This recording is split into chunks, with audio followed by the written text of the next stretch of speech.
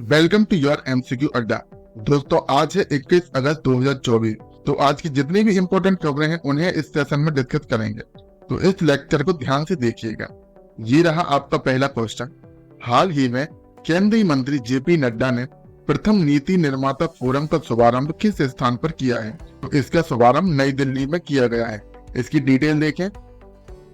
केंद्रीय स्वास्थ्य एवं परिवार कल्याण तथा रसायन एवं उर्वरक मंत्री जेपी नड्डा ने प्रथम नीति निर्माता फोरम का उद्घाटन किया है। यह फोरम 22 अगस्त 2024 तक चलने वाला है। वैश्विक फार्मास्यूटिकल क्षेत्र में भारत की स्थिति को ऊंचा करने के लिए भारतीय फार्माकोपिया आयोग यानी आईपीसी ने स्वास्थ्य एवं परिवार कल्याण मंत्रालय और विदेश मंत्रालय के सहयोग से 15 देशों के नीति निर्माताओं, दवा नियामकों के एक अंतरराष्ट्रीय प्रतिनिधि मंडल की मेजबानी की है। बता दें कि फोरम में फार्माकोपिया और दवा सुरक्षा निगरानी के लिए नवीन डिजिटल प्लेटफॉर्म का शुभारंभ किया गया है। दोस्तों, पिछली क्लास में पूछा गया प्रैक्टिस क्वेश्चन था, हाल ही में पेरिस पैरा ओलंपिक 2024 के उद्घाटन समारोह में भारतीय ध्वजवाहक किसे नियुक्त किया गया है? तो यह नियुक्त किया गया है भाग्यश्री जाधव एवं सुमित अंतल को। नेक्स्ट क्वेश्चन है, हाल ही में रक्षा मंत्री ने किसके सम्मान में शताब्दी स्मारक सिक्का जारी किया है? तो यह जारी किया गया है एम करुणानिधि के सम्मान में। भारत के रक्षा मंत्री श्री राजनाथ सिंह ने 18 अगस्त को चेन्नई में डॉक्टर कलेगनार एम करुणानिधि की शताब्दी स्मारक सिक्का जारी किया है।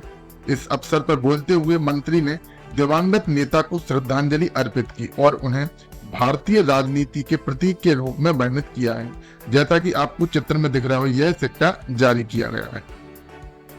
अब बात करते हैं एम करुणानिधि के बारे में।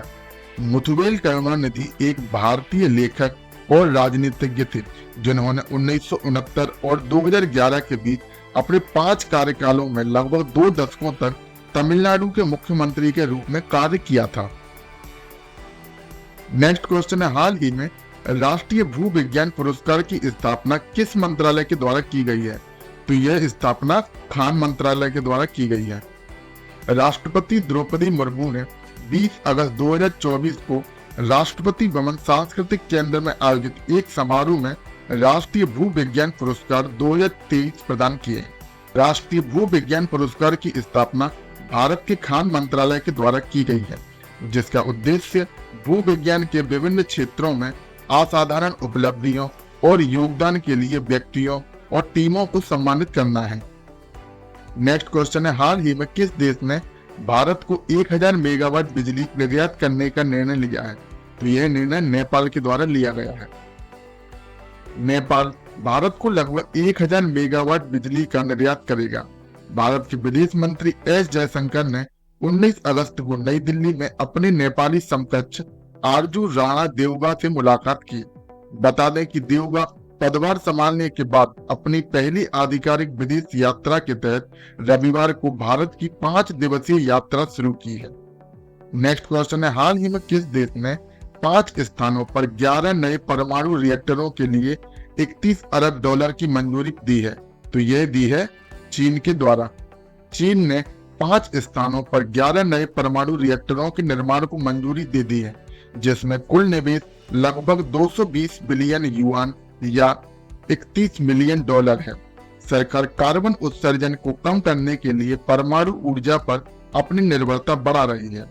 स्टेट काउंसिल की मंजूरी में जियांगसू, सेडोंग, ग्वांगडोंग, जेजियांग और ज्वांगसी में रिएक्टर शामिल हैं। इसके निर्माण में लगभग 5 साल लगने की उम्मीद बताई जा रही है। नेक्स्ट क्वेश्चन है, हाल ही में किसे पेरिस पैरा ओलंपिक 2024 के लिए सेफ डी मिशन नियुक्त किया गया है? तो यह नियुक्त किया गया है सत्य प्रकाश सांगवान को।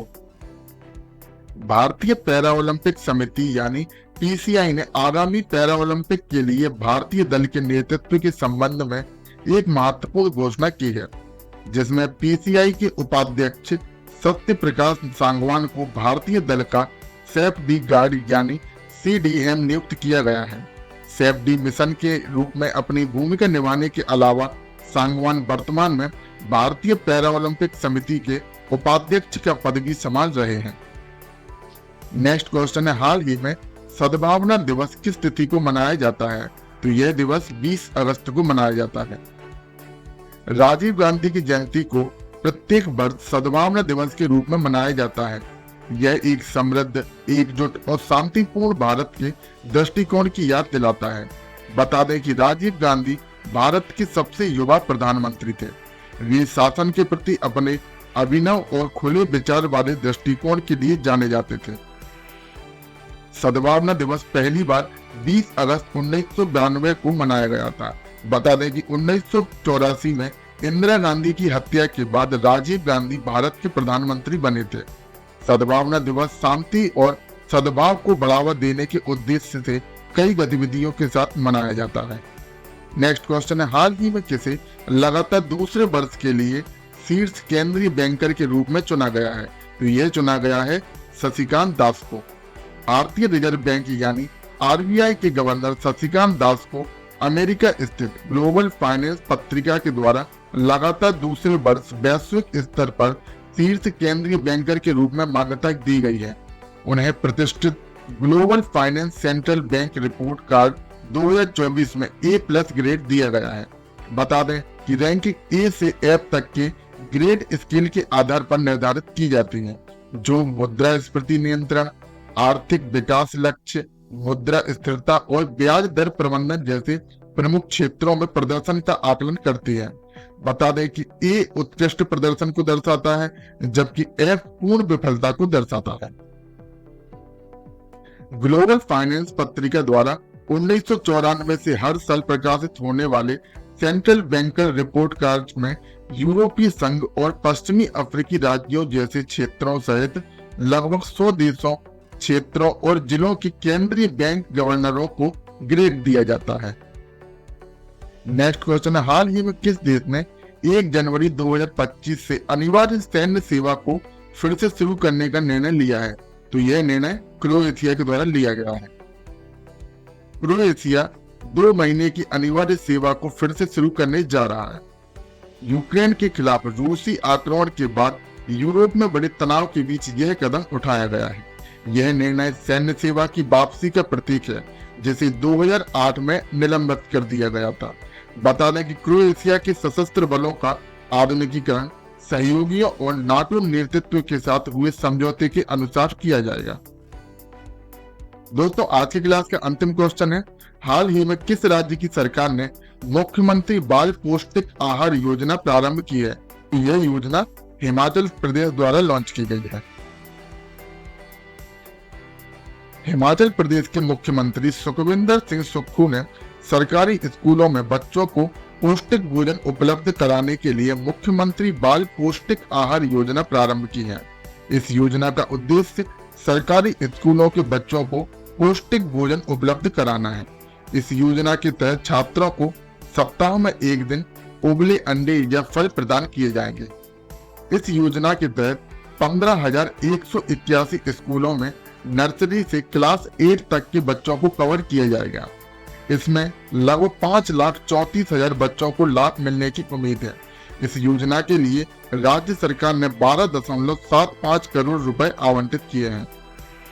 दोस्तों, आज की क्लास का प्रैक्टिस क्वेश्चन रहने वाला है, हाल ही में किस अफ्रीकी देश में हैजा का प्रकोप फैल रहा है? जिसमें आपके ऑप्शन है ट्यूनीशिया, सूडान, लीबिया या मोरक्को। दोस्तों, इसका आंसर आपको कमेंट बॉक्स में देना है। दोस्तों, आज की क्लास में बस इतना ही। आज की क्लास में हमने 21 अगस्त की सभी महत्वपूर्ण खबरों को डिस्कस कर लिया है। अगर आपको क्लास पसंद आई हो तो वीडियो को लाइक, शेयर एवं सब्सक्राइब करना ना भूलें। एवं क्लास की फ्री PDF के लिए हमारे टेलीग्राम चैनल को ज्वाइन करना ना भूलें, जिसकी लिंक डिस्क्रिप्शन में दी गई है। धन्यवाद।